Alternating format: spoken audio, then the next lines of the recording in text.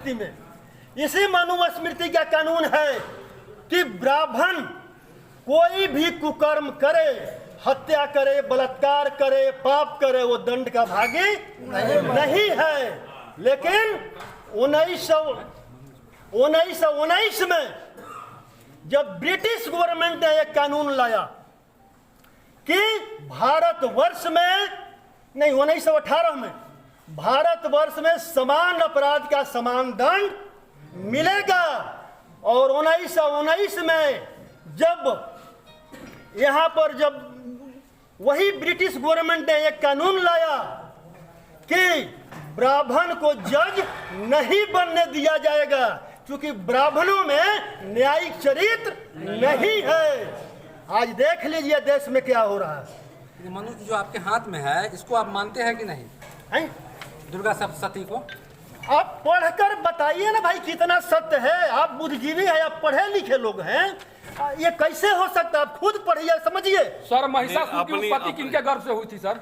महिषासुर का कोई उत्पत्ति नहीं हुआ। महिषासुर जन्म मान लीजिएगा। अरे भाई महिषासुर का आप इतिहास पढ़ लीजिएगा। किनके गर्भ से हुआ था? सब है। अभी बता दीजिए सर। महिषासुर यादव समाज का एक राजा था, शक्तिशाली राजा था। उतना ही नहीं, अरे आपका जो ये वाल्मीकि रामायण है, वाल्मीकि रामायण में भी अयोध्या कांड सर्ग 109 चौपाई नंबर 34 को पढ़िए, उसमें क्या लिखा हुआ है। तथागत बुद्ध और उनके अनुयायियों के साथ जो एक चोर को सजा मिलता है वही सजा इन लोगों को भी मिलना चाहिए। तो मैं पूछना चाहता हूं, आपका वाल्मीकि रामायण ही दर्शाता है कि पहले राम कि पहले बुद्ध। अगर पहले राम होते तो वाल्मीकि रामायण में बुद्ध का जिक्र नहीं होता। पुतला दहन होने और आप मानते हैं कि बुद्ध जो है गौतम बुद्ध हैं उनके बाद राम है। अरे भाई आप वाल्मीकि रामायण तो पढ़िए, अयोध्या कांड तो पढ़िए, स्वर्ग 109 पढ़िए, चौपाई 34 पढ़िए। पुतला दहन होने के बाद विवाद के बाद बयान पे कायम है या अपने बयान को वापस? कौन सा पुतला भाई? अरे जब हमारे नायक को खलनायक बना दिया और मेरे जैसा एक साधारण मनुष्य को पुतला ही दहन किया तो कौन तूफान आ गया भाई? महिषासुर को नायक मानते हैं आप क्या सर? महिषासुर मैं अपने सारे पूर्वजों को नायक मानता हूँ। गौतम बुद्ध, सम्राट अशोक, ज्योतिबा राव फूले, सावित्री फूले, कबीर दास, फातिमा शेख, बाबा भीमराव अंबेडकर। अरे भाई आपने सावित्री बाई फूले के साथ आपने मतलब क्या किया? आपने क्या किया? सावित्री बाई फूले भारतवर्ष का पहला महिला शिक्षिका बनी और पूरे वहां पर विद्यालय खोलने का काम की, पढ़ाने का काम, और आपने शिक्षा से वंचित रखा और आप उस महिला को मजबूर किया जब वो पढ़ाने घर से निकलती थी तो आप गोबर और पत्थर फेंकने का काम किए। वो कौन लोग थे?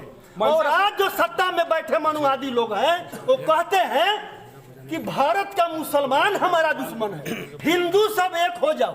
अरे भाई मैं पूछना चाहता हूं कि हम 72% हिंदू हैं, हम 72% ओबीसी SC ST के हिंदू हैं। हमारे 72% के लोगों पर गोबर और पत्थर फेंकने वाला कौन था? वो 10% का हिंदू था या मुसलमान था? सर आप देंगे? अभी रुकिए, मेरा बात खत्म नहीं होगा। प्रश्न भी लेते चलिए सर। इतना ही नहीं, प्रश्न भी लेते चलिए। अरे क्या प्रश्न लूं? आप मेरा देखिए, मेरा बात खत्म होगा, मेरा बात खत्म होगा, आप सवाल करिएगा। इतना ही नहीं, जब 90 में मंडल आयोग लागू हुआ, जब मंडल आयोग बीपी सिंह ने दिया तो हमारे बीपी सिंह जैसे नायक को इस देश के मनुवादियों ने खलनायक बना दिया और कहा कि राजा नहीं फकीर है। नहीं तो गरीब कहा कि राजा नहीं फकीर है। उसने कहा कि ये राजा नहीं रंक है और देश का कलंक है। जो 90% लोगों के लिए आरक्षण दिया, उस आरक्षण का विरोध करने वाला कौन था? वो कोई मुसलमान था क्या? इतना ही नहीं, जब कर्पूरी ठाकुर ने राज्य के अति पिछड़ा को जब आरक्षण दिया तो कर्पूरी ठाकुर को गाली देने वाला कौन था? सर महिषासुर को नायक मानने का आधार क्या है? सर महिषासुर को नायक मानने का आधार क्या है? आप पढ़ लीजिएगा, सर बताते चलिए ना। आप पढ़ तो लीजिएगा। क्या किया जा रहा है सर? अरे सुनिए ना, अरे सारा मनुवादी को सामने ला दिए, जबकि ब्राह्मण का चरित्र इंडियन का नहीं है। पूजा पाठ किया जाए कि नहीं किया जाए? पूजा पाठ जो देवी देवता हैं उनका पूजा किया जाए कि नहीं किया जाए? दुर्गा माँ है, राम जी है। अरे सुनिए ना, जिनको आस्था है पूजा करे, मैं रोक नहीं सकता हूँ, क्योंकि मैं किसी को जबरदस्ती नहीं रोक सकता हूँ। लेकिन देश के मनुवादियों ने 90% के लोगों पर, जिनको शूद्र कहा, उन पर जबरदस्ती कानून बनाकर शिक्षा प्राप्त करने से रोकने का काम किया। और इन लोगों ने पढ़ने नहीं दिया, इन लोगों ने हमारे पूर्वजों को नहीं पढ़ने दिया, ताकि हम अपने पूर्वजों को समझ सकें और उनके रास्ते पर चल सकें। आप बताइए, हम अपने 90% के ओबीसी, एससी, एसटी मतलब शूद्र भाइयों से पूछना चाहते हैं, जो भी हमारे 90% के भाई हैं, दिल पर हाथ रख करके सोचेंगे और जवाब देंगे कि जो फतेह बहादुर सिंह बात कह रहा है वो सत्य है या गलत है।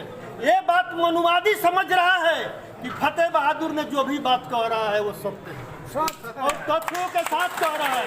लेकिन 90% के लोगों से मैं पूछना चाहता हूं कि आप बताओ कि तुम्हें आज जो भी मिला है, जो भी अधिकार मिला है, कापी मिला है, कलम मिला है, शिक्षा मिला है, नौकरी मिला है, वो किसी देवी और देवताओं के आश्रय मिला है या बाबा साहब के संविधान के आश्रय? बाबा साहब कि बाबा साहब के संविधान के आश्रय मिला है। अगर बाबा साहब का संविधान का जो लोग लाभ उठाते हैं, जिनको लाभ मिला है, उनको फतेह बहादुर सिंह के बातों का समर्थन करना चाहिए। इतना ही नहीं, अगर इन लोगों ने बाबा भीमराव अंबेडकर को भी तो नहीं मतलब कि पढ़ने दिया, जबरदस्ती पढ़े। क्या ब्रिटिश गवर्नमेंट शूद्रों को और महिलाओं को शिक्षा प्राप्त करने का अधिकार 1800 ईस्वी में अगर नहीं दिया होता तो क्या बाबा भीमराव अंबेडकर को मनुवादी ने पढ़ने देता था? इतना ही नहीं, बाबा भीमराव अंबेडकर संविधान सभा में न जाए, उनको संविधान सभा से रोक दिया जाए, उनको उत्तर प्रदेश से हरा देने का काम किया।